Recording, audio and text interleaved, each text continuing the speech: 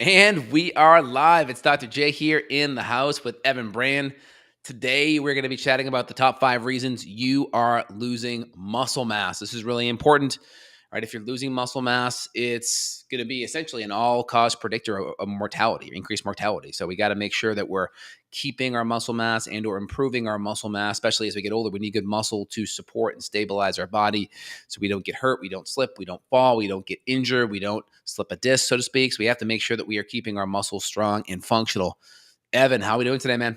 Doing really good. I talked with a guy actually this morning where his mother, due to age Mm-hmm. and related muscle loss, she fell, broke her hip, got in the hospital, had to get surgery, got an infection, died. So I'm not saying everyone is going to end up like that, but my God, look how quickly something just like a fall due to lack of muscle strength and mobility could turn into something scary where you're hospitalized, you're getting surgeries, you end up with a hospital acquired infection, then you're on antibiotics, then you go septic. I mean, this is crazy. And so I hope that we can help people prevent. This is such a common story. I mean, how many times have you heard like old granny falls, breaks her hip, and that's the end of her? She never Yeah. recovers. It's like that's not good. And so Mm-hmm. fortunately, up until the past couple of years, both of my grandparents, right around 80 years old, they were playing tennis and they were still active and mobile. So I just encourage you guys, just because you're getting quote older, that doesn't mean that you need to become a couch potato. Even some of her friends that she's played tennis with are in their mid 80s, still playing tennis, still moving well on the court. So I just encourage you to find something that you love first and foremost. Use exercise as a side effect of having fun. Meaning, if it's pickleball, if it's tennis, if it's ping pong for all I care. I mean, basketball, volleyball, I mean, whatever you can do, it doesn't have to necessarily be intense. That's all fun stuff, maybe competitive, fine. But exercise is a side effect of it. But if you're just trying to depend on willpower to go run a mile, I think that's a terrible long term strategy. And I don't think you're going to like continue with it. Like my row machine. You and I both, we have the same row machine. We love it. Yep. You can go on there and you can do little games. You could do just row. You could pick like, oh, I want to burn 10 calories or I want to row 500 meters. And you have this like goal that motivates you to do something. But at the end of the day, all this physical performance is going to pay dividends. No, exactly. 100%. So when I lift weights, I'm always trying to do functional movements. I think as you get older, especially as you move into adulthood, you want muscles, right? You want to look fit or lean or trim, right? You want to feel solid, but you want to have functional muscles, one that allow you to do housework or pick up your kids easier and feel more confident, or do well at your sport, or just be able to enjoy life and feel good. Like if you think about like getting into a car, right? You get into a car, it's like a one-legged kind of squat, right? So I'm a bigger fan as you get older, trying to do more unilateral body movements, meaning like a one-legged squat, a one-legged lunge, or a lunge, obviously, with that, you can look at discrepancies in your body. If you're doing a squat, you have other sides that you can compensate from. But when you're doing one-legged movements, either a deadlift or a squat or a lunge or a step up, it magnifies imbalances in your body. So I like that because most of the time when you're moving, you're actually on one foot in a sense. And so it's good to do movements like that. So you start to develop a lot of the stabilizer muscles that support you when you're moving, so you don't get hurt. Let's get into the functional stuff, like the functional medicine stuff, not functional movement, but like functional reasons. I'm going to go ahead and say number one as a category, infections. And you and I can break this down as much as you want, but Yep. I'm going to say infections because you know my story. You saw me. I lost like 25 pounds without trying, and some of it was related to H. pylori. I think the parasites also wrecked me. So I would just say infections as a whole.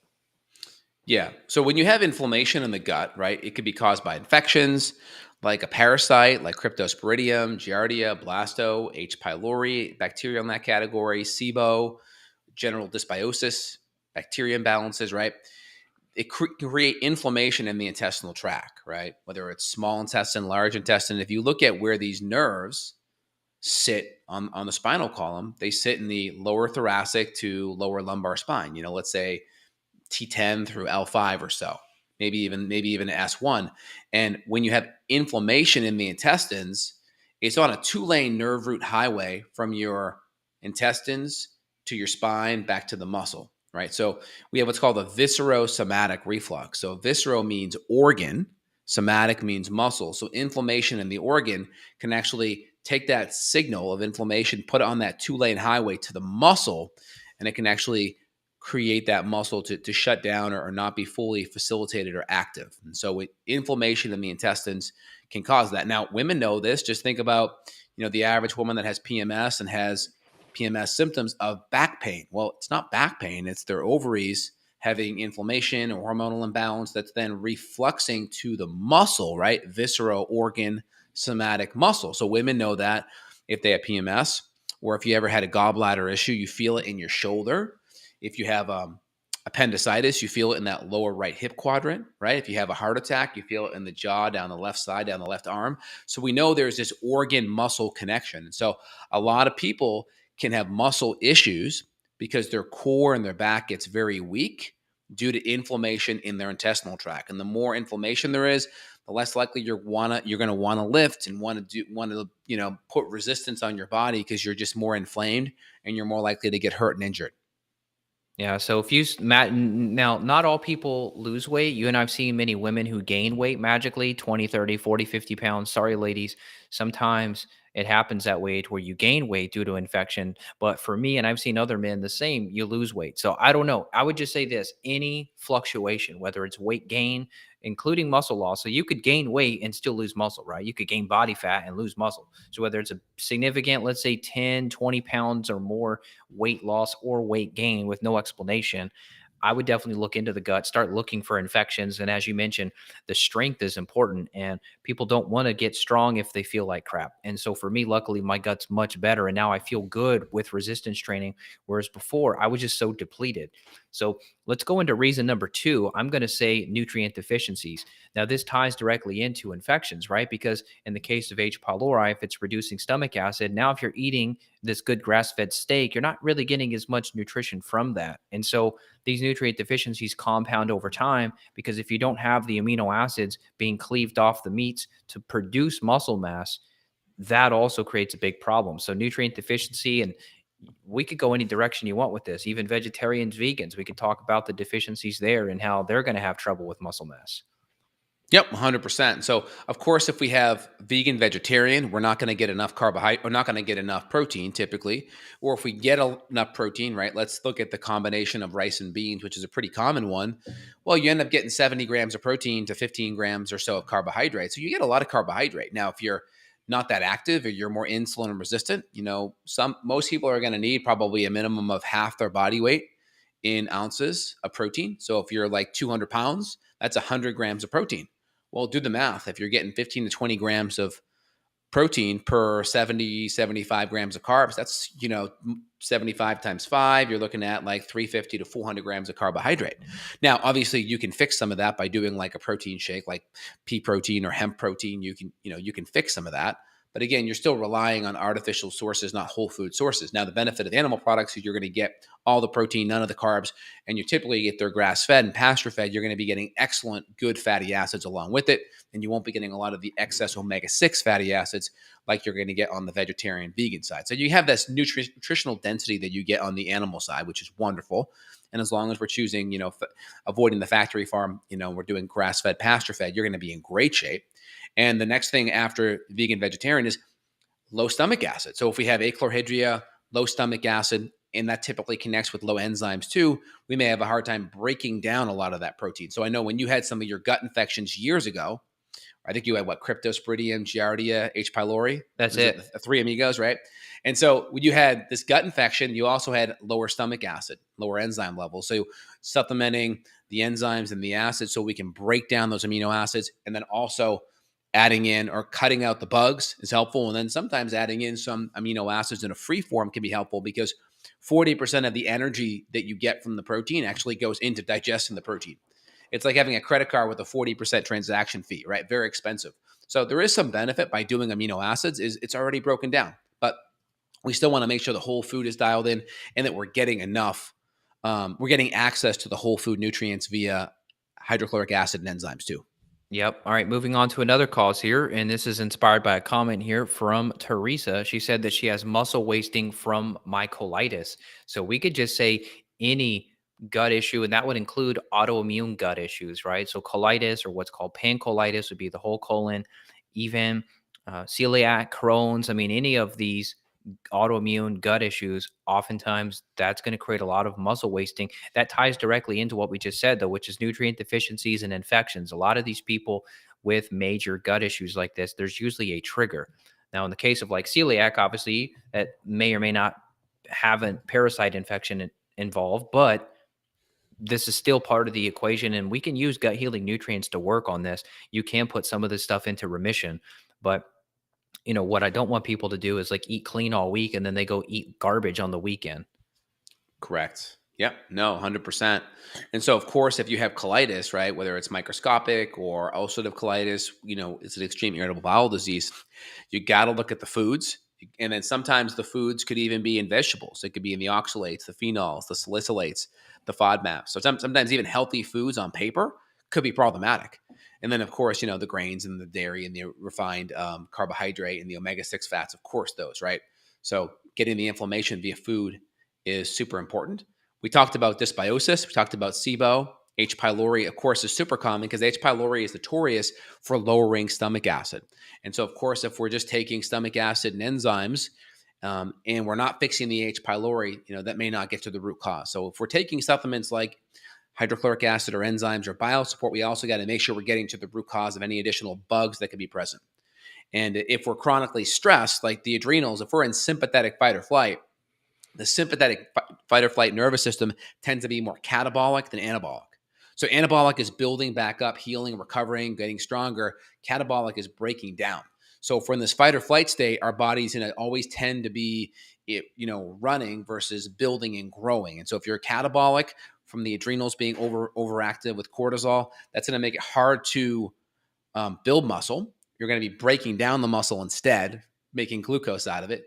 And it's also going to be harder to digest because your body's hardwired to take blood and bring it to the extremity so you can fight, flight, or kind of run versus to the organs so you can absorb and break down. So that fight or flight is really important for digestion, for where the blood goes, and also in how it allocates nutrients. It's more likely to break down muscle than build muscle back up when that fight or flight's really active. That's a good call. That's exactly where I was going to go Mm-hmm. next is hormones. I was going to talk about maybe low testosterone. We're seeing that in men in their 20s, 30s, 40s. I mean, just low hormone levels. And women need some level of testosterone too. So if you do have hormone issues, whether that is adrenal related, cortisol, thyroid hormone, maybe you can riff on that for a minute because I think people are focusing on gut, which is great, but there's also this other connection of the hormone piece. And I will tell you, my cortisol was completely depleted when I did a salivary panel years ago. My cortisol was flat all day, and it was really tough. No matter how much I tried in the gym, I was weak. Like, just my God, I could not make progress. Fortunately, it's better now, but man, I've been through it. Yeah, and some people, they may be really high with their cortisol, and we have to use adaptogens to calm it down. Of course, like good diet and lifestyle things. Some may be low, and typically you don't just go low all of a sudden. You tend to be on the higher, overstimulated side for a while, and then you tend to crash. And that's where that low cortisol kind of comes together. And with that chronic low cortisol, a lot of times we see low DHEA. And DHEA is important because that's going to be a precursor to a lot of men and women's sex hormones. And so women will go more down the estrogen side, men will trickle more down testosterone.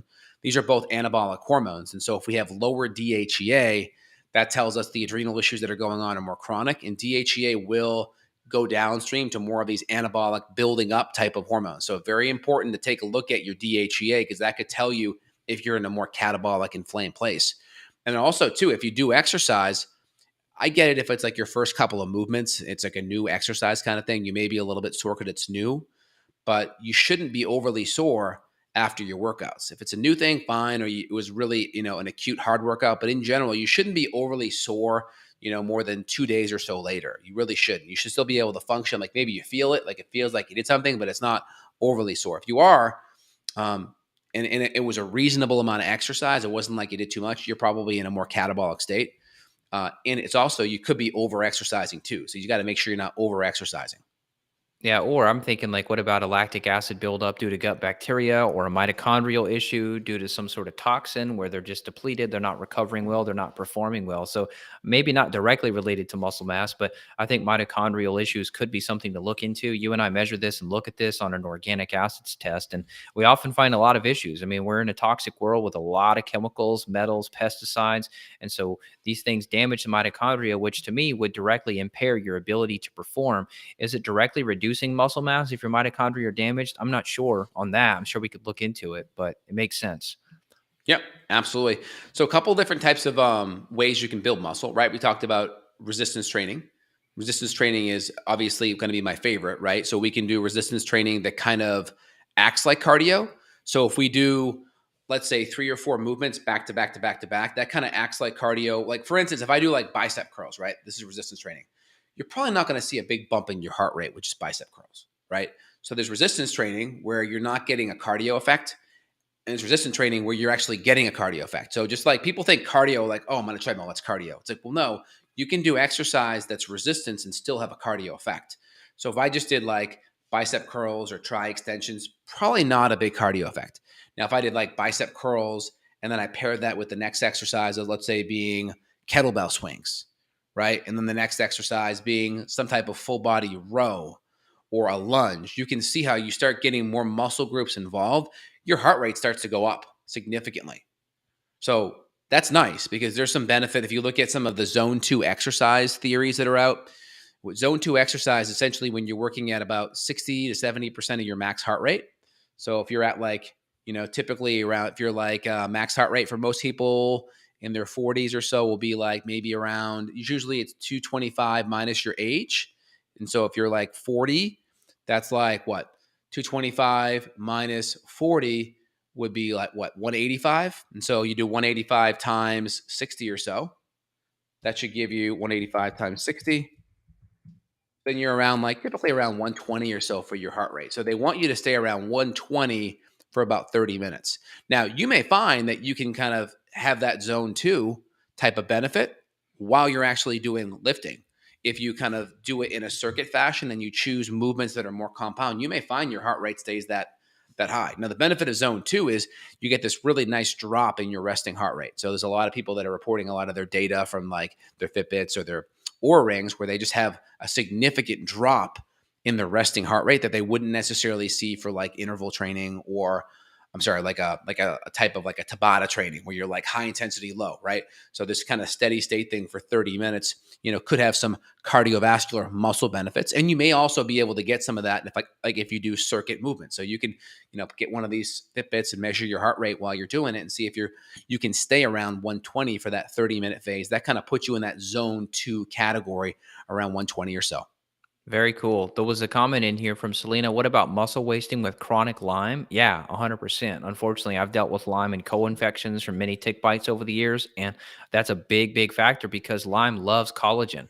It really likes to eat up your collagen reserves, and then the inflammation it creates, that invites other things like the Bartonella to move in, create more inflammation in your joints. I'm sure that is a big, big factor for you.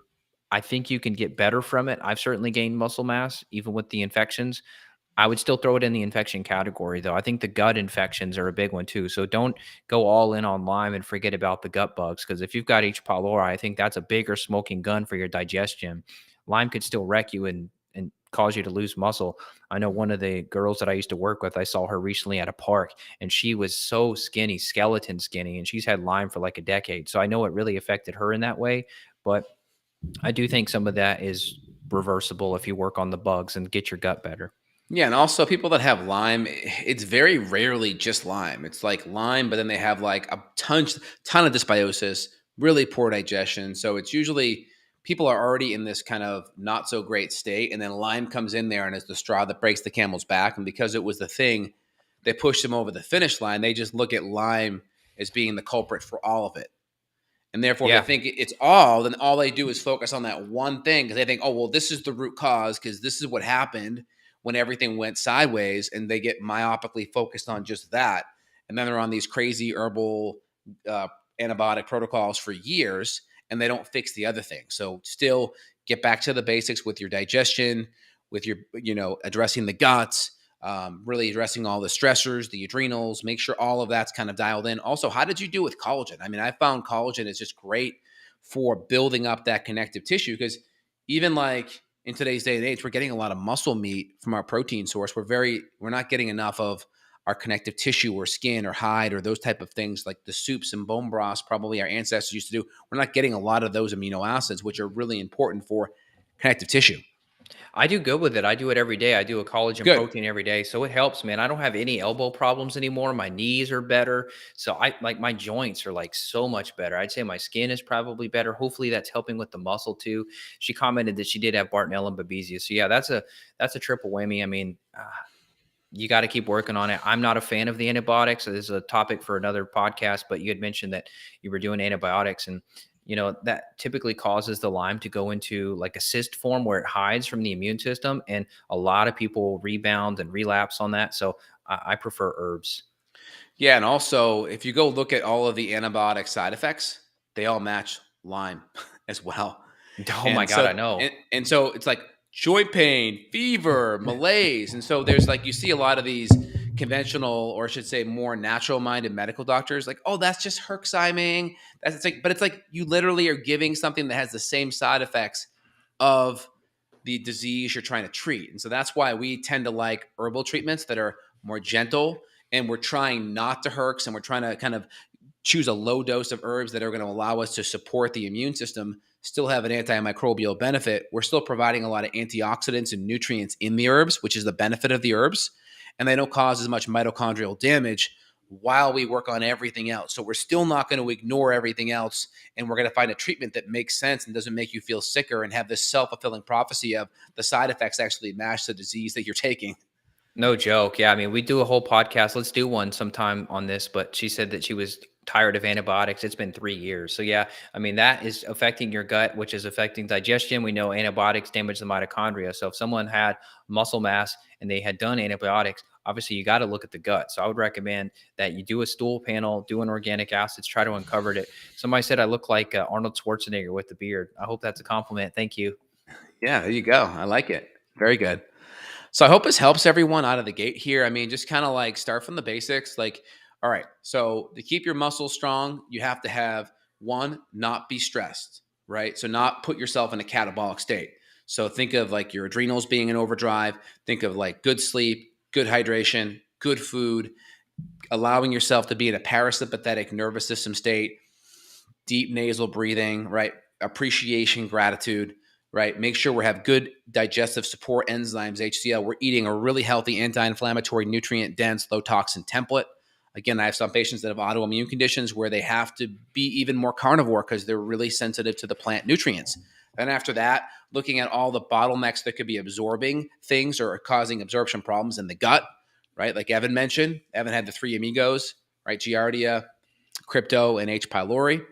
And then looking at any of the other bugs there. And then, of course, what types of movements are you going to do, right? You can start out with just walking if that's kind of a foundational level.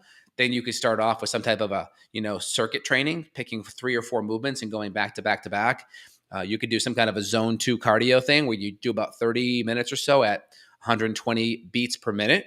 And you can do something non-impact. I like rowing devices because you're using upper and lower body and you're putting your body into extension. Or most of the times on like cardio, you're kind of like hunched over and like doing your elliptical, or you're running like this, or you're kind of in this flexion state. Where a rower, you're kind of opening up. So that's kind of cool.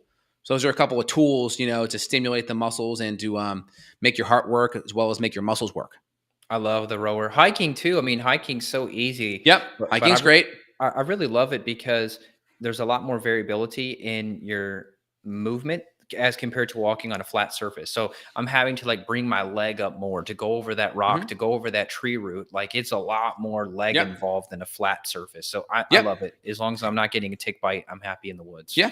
And my favorite functional movements would be like a one-legged squat. It's excellent. And you could just have a chair underneath you where you sit, touch, and come back up. And you could put like a phone book on it or something so you don't have to go all the way down to parallel. A single leg deadlift is excellent. And What's a phone book? Step up. I know, right? I know. You could just grab whatever book, right? I'm thinking of like the thickest book I could think of, right? Right. Something like that. And then you could do that. And then you could do a step up, which is great, like on a plyo box and step up. That's How about wonderful. And then I mean, the jumps, obviously, that's more intense, but man, those jump boxes, my god, that'll you talk about a workout, that's intense. yeah, yeah. I mean, those plyo boxers are wonderful. I mean, I like Is it. that what You it's kind of called, a like, plyo? Like P yeah, how you spell that? yeah, like PLYO, like a Okay. plyometric box. That's You where can you're get them jumping on. up and down, up and down? Yeah, I actually like going on top of those and then just jumping off and then get into a squat because then you're teaching your body, like I'm generating all this force and I'm landing with force and I'm trying to absorb it. So you're teaching Oh, your body to kind of like be a shock absorber, like just soak up energy, which that is hurts great my because knee to think about that. That hurts my knee thinking about jumping off. yeah, I mean you I screwed up my knee years ago though. I was jumping off loading docks like behind warehouses when I was a kid with a skateboard. And when you yeah, bail off the skateboard, I would land flat on the concrete. My God, yeah, that hurt. That was yeah, dumb. no, totally. But yeah, if you're putting your joints in that kind of intensity, make sure your form's good. Some people say don't go knees over toes. There's a whole knees over toe guy on I think Instagram that talks about knees over toes.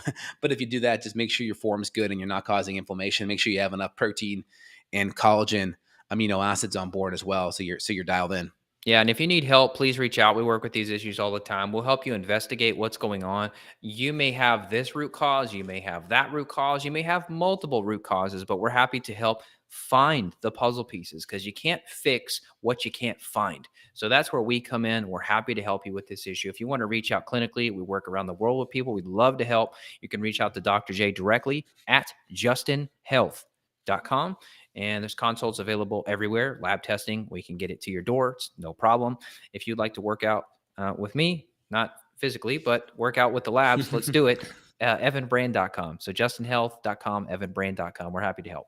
Yeah, we're here to help, and we'll put some of the products that we talked about, like collagen and some of the nutrient support. We'll put them in the description below. So if you want to access some of the things that we recommend for our family and patients and take ourselves, feel free and access that.